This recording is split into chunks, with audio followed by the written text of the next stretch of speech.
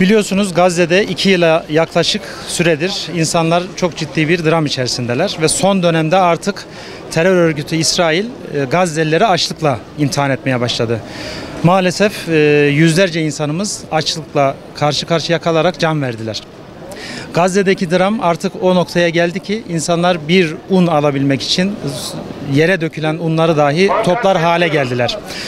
Bu minvalde biz de Amfidab olarak Anadolu'daki sivil toplum platformları olarak şöyle bir karar aldık.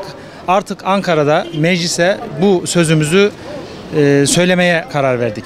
Anadolu'nun dört bir yanından gelen platform temsilcileri ve vatandaşlarımız bugün Kocatepe Camii'nden başlayarak meclise yürüyüş gerçekleştirecekler.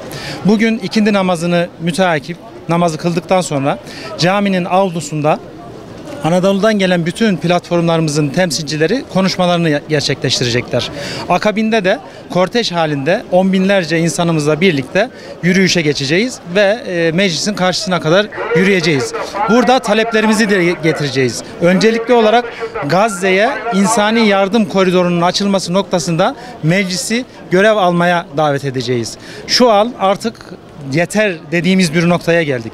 Bu saatten sonra hiçbir şeyin, hiçbir çıkarın olmayacağı bir noktaya geldik. Bu sebeple Gazze bütün partiler üstü bir meseledir. Bütün Türkiye toplumundaki Türküyle, Kürdüyle bütün azınlıkların da dahil olduğu şekilde Gazze artık insani yardım bekliyor. Bunun için de meclisteki tüm partilere sesleneceğiz. Hep bir araya gelin, birlikte olun ve Gazze'ye insani yardım koridorunu açın. Artık bekleyecek vakit kalmadı. Bunu bütün Anadolu'dan gelen on binlerle dile getireceğiz.